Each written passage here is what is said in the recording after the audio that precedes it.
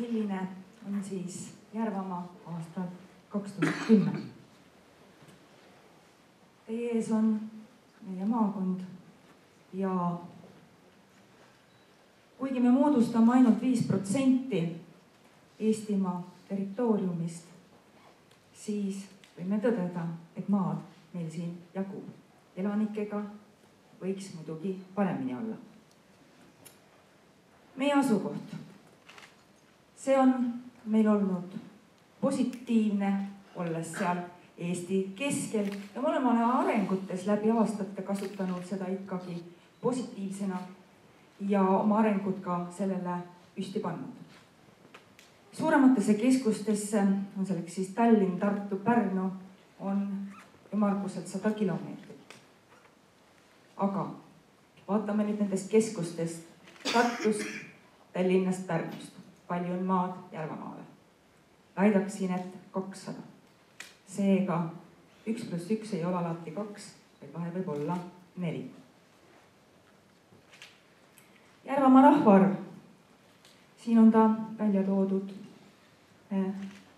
15 aasta jooksul ja kahjuks on see graafik negatiivne. Oleme kaotanud nii-öelda oma rahvast 7500 ja kui võtta kogu 20 aastat, siis Järvamaa elanikkond on vähenenud 20% osas. Ja kahju on muidugi see, et kui me vaatame neid viimaseid 5 aastaid, siis iga aasta kohta tuleb -500 inimest. Omavalitsuste kaupa, siin on nüüd 10 aasta periood. Siis suurim miinus on ehk Türi vallal. Siin võib arvata, et üheks põhjuseks on suurenenud põllumajandustoetused, mis on kättesaadavad olnud meil tänu Euroopa Liidule ja sellega on põllumees saanud oma tööd muuta efektiivsemaks. Aga kaotades seejuures palju töömehi. Ja kuna alternatiivi pole siiski põliselt põllumajanduses töötanud inimesel siin olnud, siis on paraku mindud välja Järvamaalt ja leitud omal töökohal mujalt.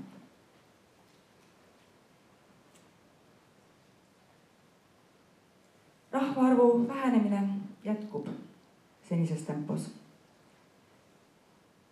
Selle aasta 10 kuuga on meil juba -413. Ja kuna 2 kuud on ees, siis karta on, et see 500 tuleb täis. Jah, positiivne on koeru. Tubli. Ju on selle nimel seal ka tööd tehtud, et rahvas püsiks seal, et oleks ettevõtted elujõulised. Ja ikkagi on Türi liiga suure miinusega ja minu jaoks üllatus on ka Albu. Selle väikese rahvaarvu juures on seda miinust ehk siiski liialt palju. Nüüd vaataksime veidi ka soolist ja vanuselist koosseisu.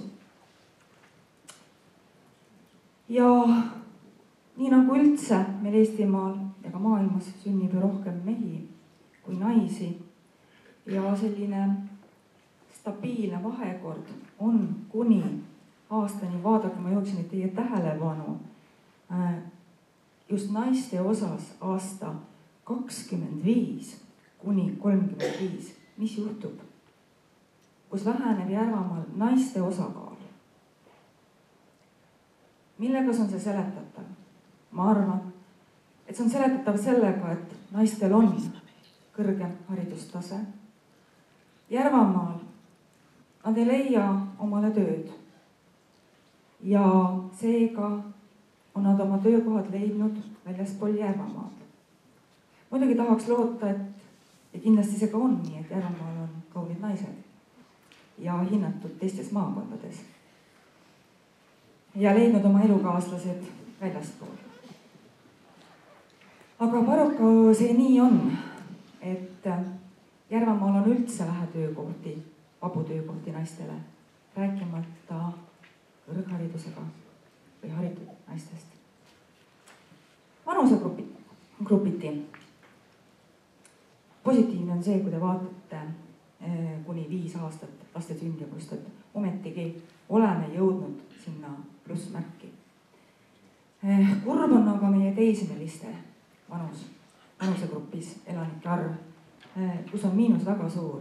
Jah, sellel 90. aastate alguses langes sündivus tunduvalt ja ei olnud ka siis nii-öelda veel emapalka, mis oleks sündivust ehk toetanud ja samamoodi nii-öelda eelnesid nendele aastatele laulev revolutsioon, kus juba 3.–4. laps oli sündinud ja oli etapp, kus noored naised lükkasid lihtsalt oma nii-öelda sünnitusaega edasi, sest valiti karjäär.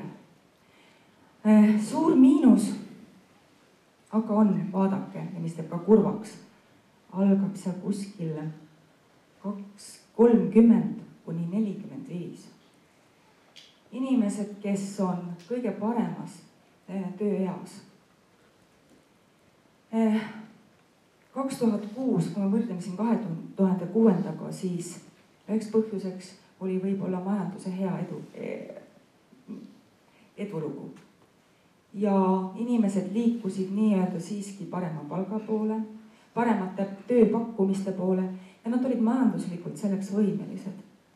Nad olid võimelised soetama omale uued elamised, minema võib-olla linnalistesse, suurtesse linnadesse. Ja samuti on nüüd põhjus majanduslangus, kus tööd Järvamaal siiski ei leita, kuid samas ollakse võimelised majanduslikult jällegi liikuma töökohtadele lähemale. Kahju on muidugi see, et selles vanusegrupis inimestel on juba perekonnad ja minnakse koos lastega. Tulen tagasi nii-öelda teismeliste arvu juurde. Lapsed on just selles eas ja minnakse koos perekondadega.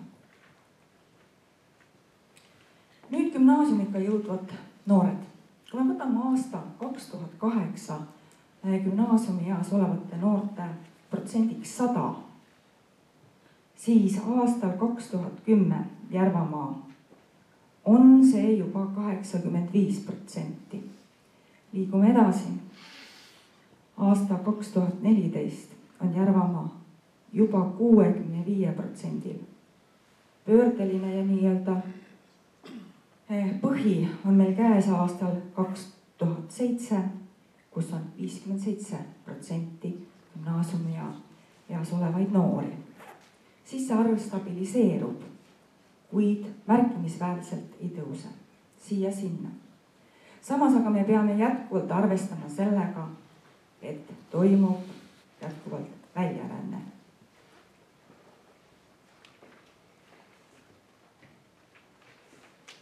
Milline on siis meie tööjõu haridustase võrreldes Eestiga? Esimene tase, nagu te vaatate, on põhiharidus. Siis see on veel suurem kui Eestis tervikuna. Ja loomulikult siin on nüüd ka veel,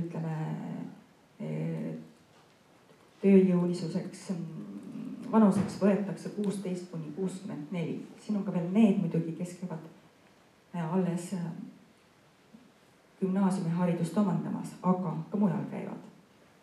Teine tase, kas on siis keskeri või kutseharidus, on meil ka võrreldes teistega tunduvalt suurem. Ja nüüd jõuame siis sinna 3. tasemesse kõrgharidus, mis on tunduvalt väiksem kui mõnes teises maakonnas. Mis selle põhjal võib ka järeldada, et kõrgharidusega inimene, nagu ma eelnevalt olen juba öelnud, kipub Järvamaalt minema. Kas seda olukorda oleks võimalik parandada? Ma arvan, et oleks. Ja siin on võimalus nendel haridusasutustel, kes tegelevad täiskasvanud õppega. Ka meie maakonnas olevatel kõrgkoolidel on siin võimalus leida siiski võimalikud variandid ja vormid, erinevad õppekavad, et kutsuda inimesi oma haridustaset täiendama. luua võimalused, et kas inimesed saaksid seda teha õhtuti, nädalavahetustel, kõiki erinevaid võimalusi kaaludes. Võimalusi pakkuda erinevates eluvaldkondades ja sellele me peaksime kõik tõsiselt mõtlema ja alustama ka läbirääkimisi. Registreeritud töötus. Graafikut vaadates on positiivne, et ta hakkab meil siiski langema. Hetkel 1. novembri seisuga, siis oktoobri lõpuga on meil 9% see ja ma usun, et ta Järvamaal jääb kuskil 7-8%-ni. Kui ma seda tabelit vaatasin, siis tegelikult mul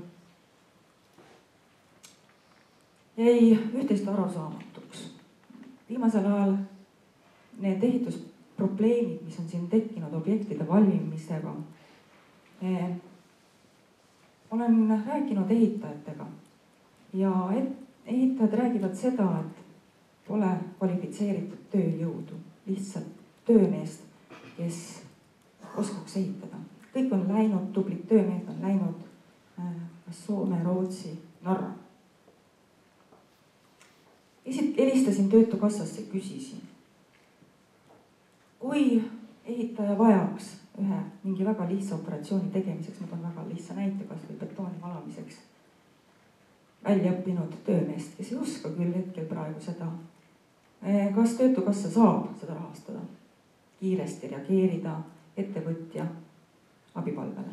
Töötukassa ütles jah, see on võimalik.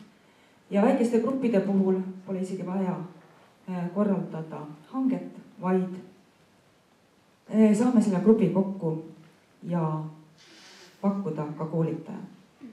Helistasin meie Järvamaa kutseõppehariduskeskusesse Rein Osalinile, küsisin, kui ruttu sa saaksid sellise grupi võtta, et väljaõpet teha nendele töömeestele. Ta ütles, homme päev. Homme päev on mul valmis õpetaja, kes vastava protsessi nendele töömeestele selgeks õpetaks. Minu küsimus nüüd jääb, kus on siis see probleem?